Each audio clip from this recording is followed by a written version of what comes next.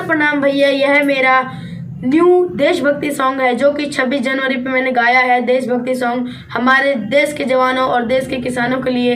तो आप लोग इस सॉन्ग को सुनिए और ढेर सारा प्यार दुलार दीजिए। और जिनके राइटर है संजय प्रतापति जी, जिन्होंने बहुत अच्छा सॉन्ग दिया मेरे को देशभक्ति। तो आप लोग इस वीडियो को देखिए, अपना आशीर्वाद प्यार दीजिए और लाइक करिए, चैनल को सब्सक्राइब करिए सोन म्यूजिक को।